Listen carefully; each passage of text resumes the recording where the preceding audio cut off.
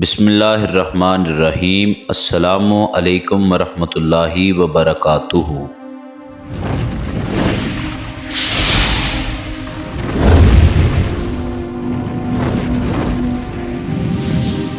پیارے دوستو، حاتم طائی کی طلسماتی اور مفوق الفطری داستان عرب و عجم میں اسلام کی آمد سے پہلے سے مشہور تھی۔ حاتم کوئی افسانوی کہانی کا کردار نہیں بلکہ ایک حقیقی شخصیت ہے جو کہ 6 صدی عیسوی میں یمن کے قبیلے طے کا بادشاہ تھا۔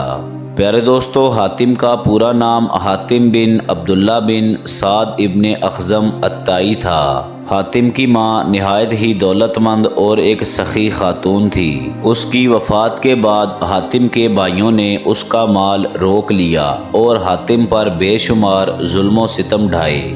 پیارے دوستو، حاتم کو سخاوت وراثت میں ملی تھی۔ وہ جوان ہو کر ایک سخی انسان ثابت ہوا۔ حاتم نے اپنی سخاوت میں اس قدر مبالغہ کیا تھا کہ جب وہ اپنے دادا کے پاس رہا کرتا تھا اور اس کی عمر کافی چھوٹی تھی، اس وقت وہ اپنا کھانا لے کر باہر نکل جاتا۔ اگر کوئی مل جاتا تو کھانا کھا لیتا، ورنہ کھانا باہر پھینک دیتا۔ حاتم پورے عرب میں مشہور ہوا اور اس کی سخاوت کے چرچے عام ہو گئے۔ پیارے دوستو، عرب کے جبل سمرہ کی چوٹی پر ایک مقام تھا جہاں پر حاتم آگ جلایا کرتا تھا تاکہ علاقے سے گزرنے والوں کو راستے کی رہنمائی حاصل ہو سکے۔ اس مقام کو آج بھی حاتم کا آتش دان کہا جاتا ہے اور یہ علاقہ آج بھی آثار قدیمہ کی حیثیت رکھتا ہے۔ ابن عرابی کے مطابق حاتم ہر میدان میں کامیاب تھا، خواہ وہ جنگ ہو، مقابلہ ہو، کھیل ہو یا پھر سخاوت ہو۔ پیارے دوستو، زمانہ جاہلیت میں رجب کا چاند انتہائی مقدس سمجھا جاتا تھا، لہٰذا جب کبھی رجب کا چاند نظر آیا کرتا تھا تو حاتم روزانہ 10 اونٹ ذبح کیا کرتا تھا اور لوگوں کو کھانا کھلایا کرتا تھا۔ پیارے دوستو، حاتم کی سخاوت اور فراغ دلی کے قصے یوں تو بہت ہیں، لیکن چند ایک واقعہ انتہائی مشہور ہے جو کہ عام طور پر عرب و عجم کے لوگوں کی زد زبان ہے۔ مشہور ہے کہ روم کے بادشاہ قیصر کے دربار میں ایک دن حاتم کی سخاوت کا تذکرہ ہوا۔ کسی شخص نے بادشاہ کو بتایا کہ حاتم کے پاس انتہائی عمدہ نسل کے گھوڑے ہیں اور وہ بہت خوبصورت ہیں۔ یہ سن کر بادشاہ نے کہا کہ جب تک کسی انسان کو آزمایا نہ جائے اس وقت تک اس کے لیے رائے قائم کرنا عقل کے خلاف ہے۔ بادشاہ نے درباریوں کو حکم دیا کہ جاؤ اور حاتم کے سخاوت کے بارے میں معلومات اکٹھی کرو، اس سے کوئی ایسی چیز طلب کرو جو کہ اس کی نظر میں انتہائی قیمتی ہے۔ پیارے دوستو، ایک درباری نے بادشاہ سے کہا کہ حاتم کے لیے سب سے زیادہ عزیز اور قیمتی اس کا تیز رفتار گھوڑا ہے، لہٰذا بادشاہ نے یہ حکم دیا کہ حاتم سے اس کا گھوڑا مانگو اور میرے پاس لے کر آؤ۔ لہٰذا وزیر منزلیں طے کرتے ہوئے رات کے وقت حاتم طائی کے گھر پہنچے۔ جب وہ وہاں پہنچے تو موسلا دھار بارش ہو رہی تھی، لہٰذا وہ حاتم کے ہاں مہمان ٹھہرے۔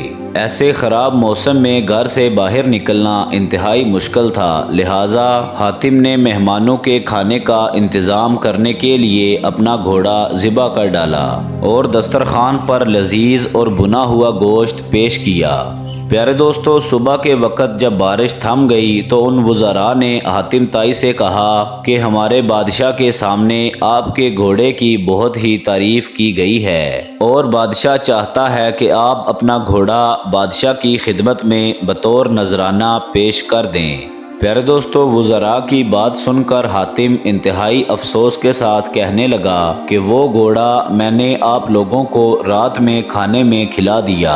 وزیر نے کہا کہ ہمارے بادشاہ نے آپ کے گھوڑے کی بہت زیادہ تعریف سنی تھی اور اگر یہ بات اب بادشاہ سنے گا تو وہ آپ کی سخاوت کا قائل ہو جائے گا۔ سن 578 عیسوی میں حاتم طائی کی وفات ہوئی اور اس کی وفات کے بعد اس کا بیٹا عدی بن حاتم قبیلہ طے کا سردار بنا۔ وہ 9 ہجری میں مسلمان ہو گئے اور ان کا اسلام لانے کا واقعہ انتہائی مشہور ہے۔ وہ اپنی قوم کے سردار تھے۔ قوم پیداوار اور مال و غنیمت کا چوتھا حصہ ان کی خدمت میں پیش کیا کرتی تھی۔ انہیں مسلمانوں سے شدید نفرت تھی۔ وہ خود ایک عیسائی تھے اور اسلام کو عیسائیت کا دشمن سمجھتے تھے، اور سردار ہونے کی وجہ سے حضور صلی اللہ علیہ وسلم کا اقتدار ان کی آنکھوں میں کھٹکتا تھا۔ پیارے دوستو، ان کی سازش سے یمن کے قبیلے طے نے بغاوت کی۔ حضرت علی رضی اللہ تعالی عنہ ان دنوں یمن کے گورنر تھے۔ انہوں نے بغاوت کو ختم کیا اور بغاوت کے لیڈروں کو گرفتار کر کے مدینہ بھیج دیا۔ ان میں عدی کی بہن صفانہ تھی، یعنی صفانہ بنت حاتم۔ وہ بھی نبی صلی اللہ علیہ وسلم کے سامنے پیش کی گئیں۔ انہوں نے حضور سے عرض کیا کہ میں سخی حاتم تائی کی بیٹی ہوں۔ میرا باپ بھوکھوں کا پیٹ بھرا کرتا تھا اور غریبوں پر رحم کیا کرتا تھا۔ پیارے دوستو، اس پر نبی صلی اللہ علیہ وسلم نے فرمایا کہ تمہارے باپ میں مسلمانوں سی ہی خوبیاں تھیں۔ اگر تمہارا باپ مسلمان ہوتا تو یقیناً ہم اس پر بھی رحم کا معاملہ فرماتے۔ پیارے دوستو، پھر نبی صلی اللہ علیہ وسلم نے حکم دیا کہ اس لڑکی کو آزاد کر دو، کیونکہ اس کا باپ اعلیٰ اخلاق کا مالک تھا، اور اللہ تبارک و تعالی اعلیٰ اخلاق کو پسند فرماتا ہے۔ لہٰذا نبی صلی اللہ علیہ وسلم کے اس احسن سلوک سے متاثر ہو کر عدی بن حاتم اور ان کی بہن صفانہ بنت حاتم نے اسلام قبول کر لیا، اور حضرت عدی بن حاتم رضی اللہ تعالی عنہ نے حضرت علی کے ساتھ مل کر جہاد کیا۔ پیارے دوستو، حیدر بخش حیدر کی آرائش محفل میں حاتم تائی کے 7 سوالوں کے قصے نے حاتم تائی کی شخصیت کو ایک طلسماتی شخصیت بنا دیا ہے، جبکہ روایتی کہانیوں میں حاتم کی سخاوت کے افسانے بہت ہی مشہور ہوئے۔